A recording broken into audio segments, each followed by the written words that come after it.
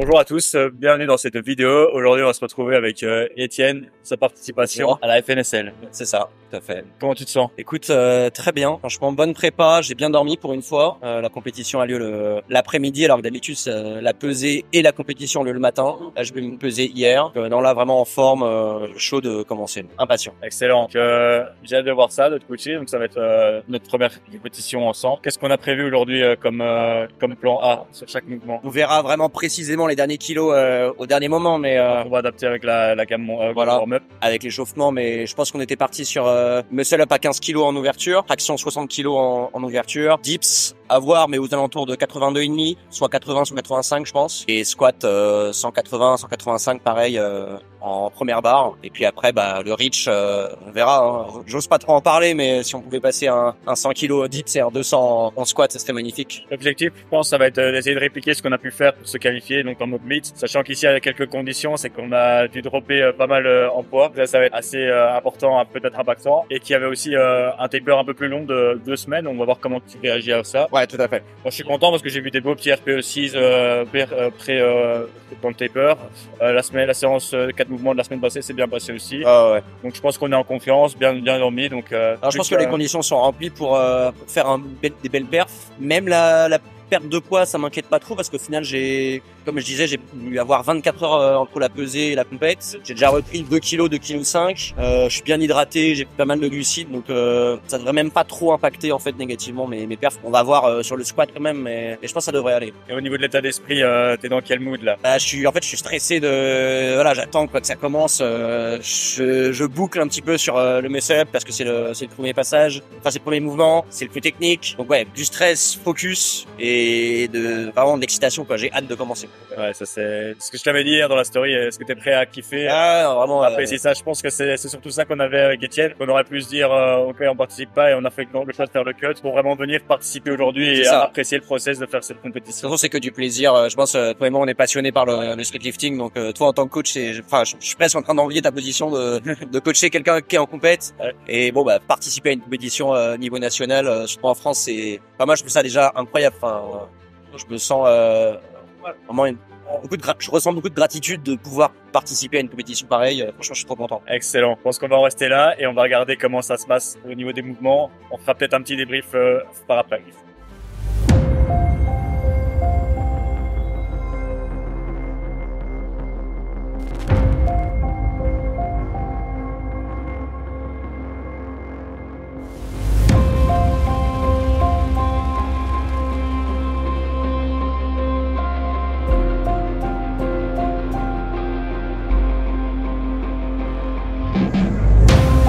Allez, on continue avec Étienne pour la même charge.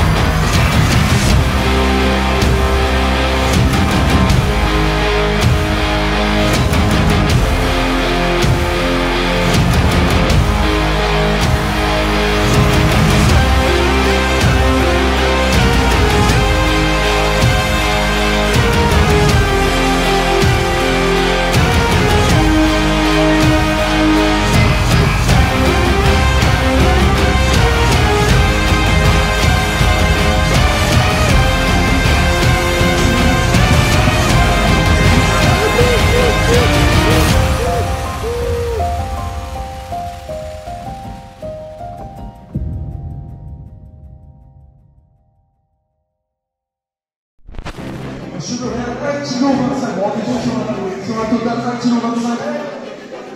Étienne Fell, bravo Étienne, félicitations. 2023,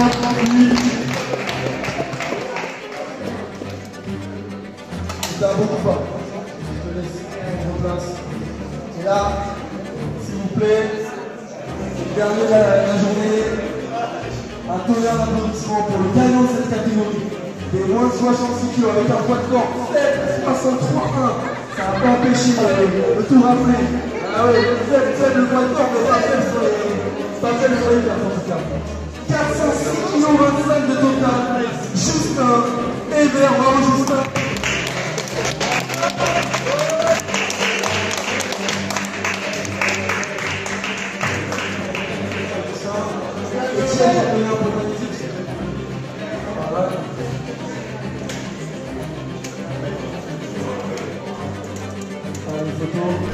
Ok, le match est terminé.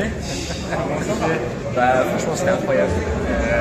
Deuxième place, donc au-dessus des attentes, 12 sur 12.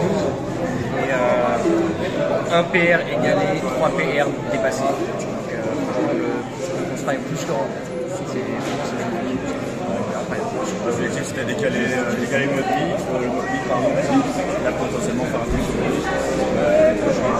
Encore de France de squat, encore 36, non mais ça fait trop plaisir je crois. C'était vraiment le match sur la deuxième place, on devait aller chercher un plus 12,5 et on a été les chercher, ça fait plaisir. Et voilà, quand le plan fonctionne, tout se passe bien. Suivez vos prog, faites confiance au coach et ça se passe. Franchement merci. Et voilà, merci Alexandre. Merci à toi, vraiment très content comme première expérience pour le coach. Petit flex de fin là. Il y a un petit flex de fin, appel contributeur, producteur. Non, bien joué les gars. N'hésitez pas à vous abonner, partager. Voilà, Zero Workout, Alexandre et Etienne Sel, bien sûr. Etienne, on peut le suivre sur les réseaux, bien sûr, on met tout ça en description et je vous détaille la prod.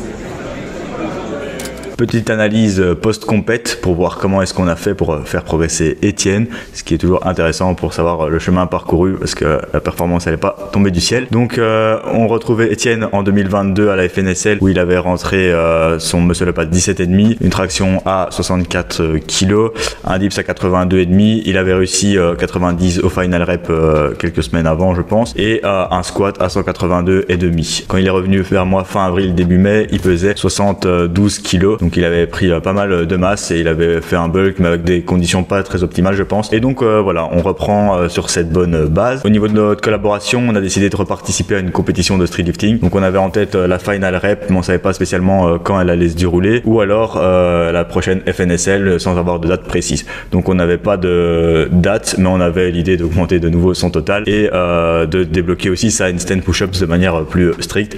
Il savait que j'avais envie de le faire avancer là-dessus et donc on est parti dans cette optique. Au niveau des stats qu'il avait, on a décidé de se concentrer davantage sur la poussée parce qu'il y avait déjà une bonne expérience en tirage. Sans forcément rentrer dans le détail de tout l'entraînement, je vais vous citer quelques grandes lignes. Sur base de son profil, on a décidé de prioriser le dips 3 fois semaine en faisant toutefois attention à ses coudes qui avaient tendance à prendre cher, ce qui est le cas de beaucoup de street lifters. Et donc 3 fois semaine en sous-max RPE6 par exemple, c'est une bonne manière d'augmenter la fréquence, d'augmenter la tolérance sur la zone, de maximiser quelques répétitions. Suite à ça, on a eu un petit crash de parcours en dips, donc on a dû le désensibiliser et ensuite on a travaillé sur des variantes comme la pose sur le 2/3 de la montée, des gros top set back offset et ce qui lui a permis d'être un très bon grinder grâce à la variante et aux intensités qui ont augmenté pour pouvoir se diriger vers ses performances. Au niveau de la traction, on a vraiment parti sur la traction en supination avec une variante pose sur la montée et tirage en dessus, sachant qu'il est assez expérimenté, donc ça permettait de travailler un peu ses sticking points, beaucoup d'hypertrophie sur le dos, de la pull down, du wide grip, donc beaucoup d'hypertrophie de manière générale. Même 5 mois c'était long, mais il avait déjà pris pas mal de masse, mais c'est pas suffisant, donc on peut vraiment en faire à l'année et c'est ce qu'on a pu faire. Au niveau du squat, on est parti sur un travail très léger en tempo, donc beaucoup de travail de tempo, de pause et par après on a utilisé une bonne variante de high bar squat, un jour tertiaire avec du belt de la presse et beaucoup de fentes de toutes sortes pour pour pouvoir travailler là-dessus, et puis un format aussi top set, back offset qui a pu être assez payant. Et au niveau du muscle up, beaucoup de travail du poids du corps. On a refait une montée en gamme avec un timing qui s'est amélioré, mais au vu de la montée en gamme, ça s'est de nouveau recraché. On est reparti sur du poids de corps en augmentant pas mal les répétitions, et là ça a été assez payant au niveau du timing. Et ensuite on a pu réattaquer une montée en gamme pré-compète, et finalement ça a bien fonctionné avec un jour on va dire pyramidal en lesté et un jour avec beaucoup de répétitions en doublé par exemple. Et donc ça c'est les différentes stratégies qu'on a utilisées sur les différents lifts. Au niveau des accessoires, on a fait 2 mésos assez similaires, et ensuite 2 à 3 mésos on a reparti sur autre chose, sachant qu'on a une petite période de vacances, on a dû s'adapter à pas mal de conditions, et voilà, dans l'ensemble tout s'est relativement bien passé, des hauts et des bas comme dans toute expérience. En termes de volume d'entraînement, on démarrait assez light au niveau des charges aussi, donc au niveau de la structure d'entraînement, on est passé sur 5 fois par semaine avec 3 pushs, donc il y avait chaque fois des push primaires, push secondaires, push primaire en squat, push secondaire en dips, un jour en volume, un jour en technique. On avait gardé 2 pulls, ce qui était suffisant, et le muscle up, je pense qu'on était passé même à 3 fois muscle up à un moment, et il y avait 2 séances de handstand push-ups qui se combinaient parfois avec une séance jambes. Vers le bloc 3, 4, 5, on a peut-être un peu changé la structure, mais c'est resté relativement le même. Au niveau du nombre de séries par semaine, on a commencé avec 10 séries en muscle up, 8 séries en chin up, 10 séries en dips, réparties en 3 fois, squat 10 séries, plus les renforts belt squat, dos 10 séries, handstand push-up 6 séries, 4 séries de pike, épaules 3 séries, plus des pike push-ups, etc. Pec 2 séries, quads 5 sets, fessiers 2 sets, ischio 5 sets, biceps 5 sets, triceps 3 sets. Autre chose pour le dips, quand on l'a désensibilisé, on a augmenté du close grip bench press, ce qui a aussi été plus ou moins payant. Au milieu du coaching, on avait aussi envisagé de participer au All Bar Games ou au Final Rep à un moment, mais finalement ça ne s'est pas fait, donc on avait dû lui préparer un petit mock meet aussi pendant cette période, donc ça a dû influencer un peu la programmation. Finalement on n'a pas dû la faire, donc on avait quand même été un peu au pic à ce niveau-là, donc on avait déjà pu voir un peu le travail effectué, et ensuite on a pu reprendre le travail pour finalement se diriger à la compétition le jour J. On a validé pas mal de PR sur des formats mi-longs, vers la fin on faisait des PR chaque semaine quasiment sur tous les mouvements, et puis on arrivait au mock meet pour se qualifier à la FNSL, donc on a dû envoyer quelques clips, et donc on avait déjà vu que le mock meet allait être très compliqué en moins de 73, et donc on a pris le pari de redescendre en moins de 66, ce qui n'aurait pas été prévu, mais on a quand même voulu tenter le coup pour le plaisir de participer. Et ce qui était assez particulier, c'est que ce mock meet était 2 semaines avant la compétition, donc j'avais un peu peur de faire 2 semaines de taper. C'était un peu plus challengeant pour pouvoir maintenir un niveau de forme sans être désentraîné, mais chose qu'on a bien réussi à faire visiblement. Et même chose, il y avait le cut où on devait passer de moins de 72 à moins de 66, donc 8 kilos de cut en un mois, c'était assez prenant aussi, et donc j'avais peur de comment est-ce que le squat allait réagir, le dips aussi. Par contre le tirage, on s'est vite rendu compte que ça décollait même dans les mock meet et dans les jours de taper, donc ça on était assez optimiste à ce niveau là. Et voilà, vous avez pu voir aussi le résultat de la compétition, donc finalement c'était une très belle expérience. Pour la handstand push-up, on a réussi à cleaner la forme, à valider des belles reps, et sur les 2-3 semaines avant la compète on les a baqués, mais on les a gardés quand même très longtemps. Et voilà, donc pour vous montrer qu'on peut atteindre la handstand push-ups et progresser en lifting, et voilà comment progresser aussi quand on a un niveau quand même intermédiaire avancé avec pas mal d'expérience de pratique. J'espère que cette vidéo vous a plu, que vous allez pouvoir en tirer quelque chose, et si vous souhaitez aussi vous faire coacher pour participer éventuellement à une prochaine compétition, n'hésitez pas à me contacter via les liens en bio. C'était 012 Workout, salut à tous.